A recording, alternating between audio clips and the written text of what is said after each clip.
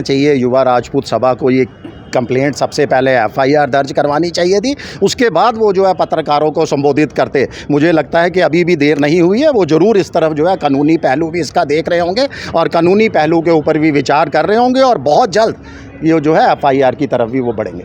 कविंदर जी की तरफ से भी कोई एफआईआर या कोई कंप्लेंट नहीं दर्ज की गई, जिस तरह से वो कह रहे हैं कि मेरी वीडियो को तोड़ मरोड़ के पेश किया गया है।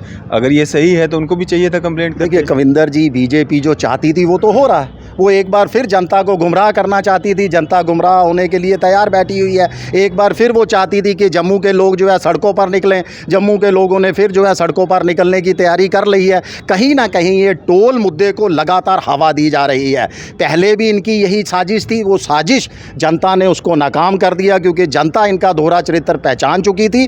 जनता जो है अन्य मुद्दों से जनता ने ध्यान नहीं हटाया। मैं प्रशंसा करूंगा तमाम संगठनों की भी, चैम्बर ऑफ कॉमर्स की भी, बार की भी, तमाम लोगों ने टोल के चाहते हैं 370 वापस आए या नहीं। देखिए 370 जहां तक हमारा एजेंडा था जम्मू कश्मीर शिवसेना का, शिवसेना चाहती थी कि 370 हटे। वो इसलिए हटे क्योंकि हम चाहते थे एक देश एक संविधान एक निशान होना चाहिए। मगर 370 हटाने की आड़ के अंदर जो जम्मू कश्मीर की जनता के साथ किया गया उसके हक के अंदर नहीं है हम। जम्मू कश्मीर से राज्य का दर्जा छीन लिया गया, नहीं चाहते थे हम। जम्मू कश्मीर को 2 टुकड़ों में बांट दिया गया, नहीं चाहते थे हम। जम्मू कश्मीर में 5 साल से ज़्यादा का समय हो चुका है, आप राज्यपाल और उपराज्यपाल शासनकाल लगा रहे हो, लोकतांत्रिक प्रक्रिया से जनता को बाहर रखा हुआ है, नहीं चाहते थे हम। चाहते थे कि जम्मू कश्मीर का विकास होगा, जम्मू कश्मीर के युवाओं को रोजगार मिलेगा। और सबसे बड़ी बात जम्मू की मैं करना चाहता हूं कि जम्मू के लोगों के साथ भेदभाव खत्म होगा। मगर वो कुछ भी ज़मीनी स्तर पर कुछ नहीं हुआ। जो हमारे साथ सबज बाग हमें दिखाए गए थे, ज़मीनी हकीकत बिल्कुल उसके विपरीत है। आज भी युवा राजपूत सभा के शिवसेना जम्मू कश्मीर स्टेट अध्यक्ष मनीष साहनी जी हमारे से मौजूद हैं। सर स्वागत है आपका न्यूज़ चैनल में। शुक्रिया जी बहुत। मनीष जी, ये जो कविंदर गुप्ता जी का एक वीडियो जो है काफ़ी ज़्यादा वायरल हो रहा है, जिसमें वो कह रहे हैं कि युवा राजपूत सभा के जो लोग जो स्रोत टोल प्लाजा पे गए वो पैसा खा करके ड्रामा करके आए हैं, कैसे देखते हैं? देखिए बहुत बड़ा अपमान है, उस जनता का अपमान है जिस जनता ने 2014 के अंदर इनको एक ऐतिहासिक जीत दिलाकर जो है विधानसभा के अंदर पहुंचाया था। ये 14 भी भूल चुके हैं, ये 19 भी भूल चुके हैं। 2019 में दोनों जो है जम्मू कश्मीर की सीटों को जो है लोकसभा की बीजेपी के प्रत्याशियों को जिताया गया था। आज उसी जनता का ये अपमान कर रहे हैं। ये खाली युवा राजपूत सभा का अपमान नहीं है, पूरे जम्मू वासियों का अपमान है, पूरे डुग्गर जनता का अपमान है। क्योंकि खाली युवा राजपूत सभा ने नेतृत्व जरूर किया था, मगर उसके साथ तमाम राजनीतिक संगठन बाहर आए थे, जनता सड़कों पर उतरी थी। उस जनता को आज ये अपमानित कर रहे हैं। जो ये पैसा लेने की बात करते हैं,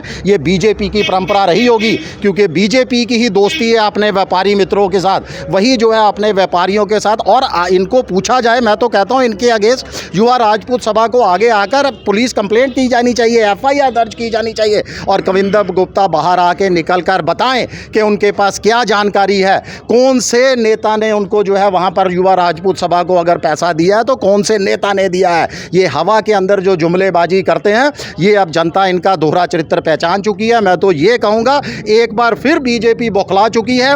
जनता जो है अपने मुद्दों को लेकर सड़कों पर है, एक बार फिर जनता को गुमराह करने का प्रयास किया जा रहा है। तो मनीष जी, ये जो मीडिया ट्रायल खेला जा रहा है दोनों ही तरफ से, अगर हम बात करें युवा राजपूत सभा के द्वारा भी अपनी जो है बात रखी गई, कविंदर गुप्ता जी भी कह रहे हैं कि मेरी वीडियो को जो है तोड़ मरोड़ के जो है दर्शाया गया, दिखाया गया, लेकिन कहीं पे भी कोई इस तरह की कंप्लेंट नहीं की जा रही है या कोई निर्णायक जो रूप ले सके या लोगों को पता चल सके क्या वास्तव में कोई वीडियो के साथ छेड़छाड़ की गई है या वास्तव में जो कविंदर गुप्ता जी ने जो बातें कही हैं उस पर युवा राजपूत सभा के लोग जो है कहीं पर कंप्लेंट करें ताकि कोई कार्रवाई जो सामने देखने को मिले। देखिए बिल्कुल आगे आना चाहिए। युवा राजपूत सभा को ये कंप्लेंट सबसे पहले एफआईआर दर्ज करवानी चाहिए थी, उसके बाद वो जो है पत्रकारों को संबोधित करते। मुझे लगता है कि अभी भी देर नहीं हुई है, वो ज़रूर इस तरफ जो है कानूनी पहलू भी इसका देख रहे होंगे और कानूनी पहलू के ऊपर भी विचार कर रहे होंगे और बहुत जल्द ये जो है एफआईआर की तरफ भी वो बढ़ेंगे।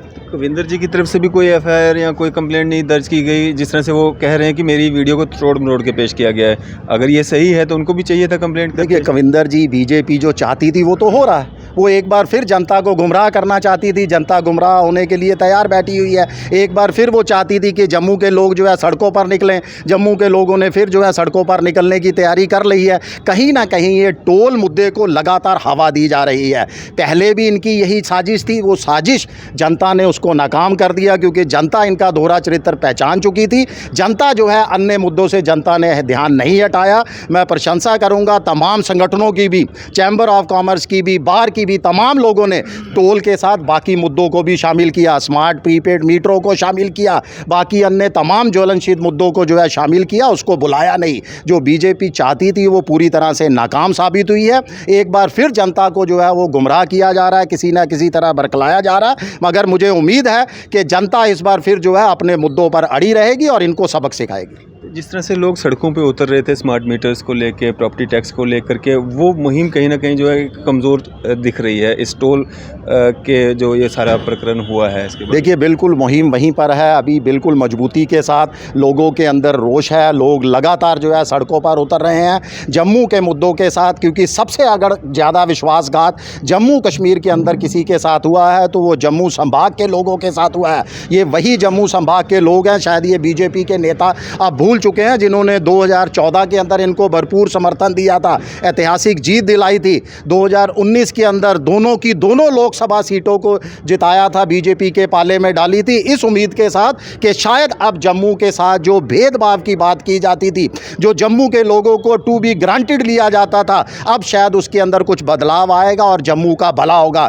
मगर आपको साफ शब्दों के अंदर कह दूं कि जम्मू की जनता आज अपने आप को ठगा हुआ महसूस कर रही है और कमर कस चुकी है विश्वासघात और ठगने वाले नेताओं को सबक सिखाने के लिए। क्या आपको लगता है कि जिस तरह का माहौल बना हुआ है म्युनिसिपल इलेक्शंस के लिए जो है तैयारियां जो की जा रही है, नोटिफिकेशन जो निकाली गई है, तो इलेक्शंस हो पाएंगे? देखिए जहां तक मेरे पास जानकारी है अभी निकट भविष्य के अंदर कोई चुनाव होने वाले नहीं हैं, चाहे वो नगर निगम के चुनाव हम ले लीजिए, चाहे आप विधानसभा के चुनाव ले लीजिए। क्यों? क्योंकि बीजेपी के नेता यहाँ पर जो है अपना जनाधार खो चुके हैं, प्रदेश के नेता, और केंद्र को इसकी पूरी जानकारी है, इनके वरिष्ठ नेताओं को, इनकी हाई कमान को पूरी इसकी जानकारी है और वो लोकसभा चुनावों से पहले किसी भी तरह का रिस्क नहीं लेंगे, क्योंकि उन्हें पता है कि जहाँ पर जो जम्मू कश्मीर के अंदर बीजेपी नेताओं का जो है वो बुरा हाल होने वाला है। जनता इस समय बहुत ज़्यादा जो है रोष के अंदर है और निराश है।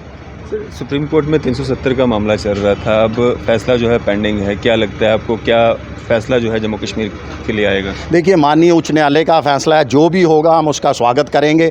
अगर वो जो भी फैसला लेंगे मुझे लगता है कि जम्मू कश्मीर की जनता के हित के लिए लेंगे और माननीय उच्च न्यायालय का सब फैसला जो है हम सब उसका मिलकर आगे बढ़कर स्वागत करेंगे। आप क्या चाहते हैं, 370 वापस आए या नहीं?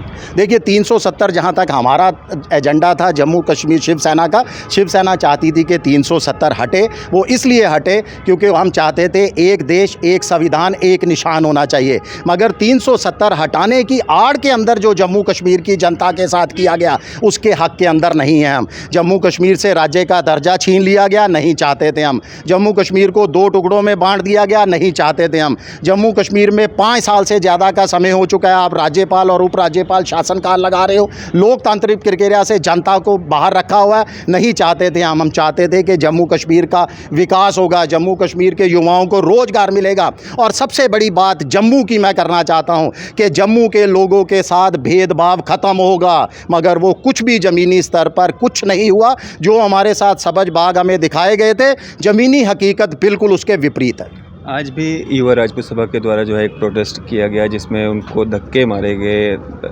साइड किया गया, क्या देखते हैं? देखिए बिल्कुल बहुत ज़्यादा तानाशाही रवैया अपनाया जा रहा है, पुलिस बल का प्रयोग किया जा रहा है। आज ही नहीं हर प्रोटेस्ट में किया जाता है। आप देखिए ये प्रेस क्लब एक परिसर होता था जहाँ पर लोग आते थे, जनता आती थी, संगठन आते थे, राजनीतिक पार्टियाँ आती थी, अपनी आवाज़ रखती थी, सरकार के सामने धरना प्रदर्शन करती थी, बहुत शांतिपूर्वक तरीके से यहाँ पर सब कुछ होता था। लगातार यहाँ पर 144 लगा दी जाती है। महाराजा हरि सिंह प्रतिमा स्थल था, वहाँ पर जो है इजाज़त नहीं दी जाती। आप बताइए हम लोकतांत्रिक देश में रह रहे हैं, कहीं तो जनता को सरकार के खिलाफ, सरकार के जन विरोधी नीतियों के खिलाफ आवाज़ उठाने के लिए कोई जगह तो दीजिए, कोई स्थल तो दीजिए जहां पर जो है जनता आकर अपनी आवाज़ उठाए, मगर नहीं। तानाशाही हिटलरबाजी से सारे काम किए जा रहे हैं। ये तानाशाही हिटलरशाही ज़्यादा देर चलने वाली नहीं है। जनता अब जाग चुकी है, जनता सड़कों पर है। अब अपने हकों के लेकर जो है वो अपने हक अधिकार अब लेकर ही दम लेगी। चलिए, शुक्रिया मेरे से बातचीत करने के लिए। ये थे मेरे से मनीष साहनी जी, स्टेट अध्यक्ष जम्मू कश्मीर शिवसेना। आपकी इस सब पे क्या राय है? अभी अपनी राय जो है ज़रूर साझा कीजिएगा। इसी तरह की मज़ीद अपडेट्स के लिए आप देखते रहें न्यूज़ इंडिया। मैं अरफाज अमडाइन, कैमरामैन शाहनवाज के साथ।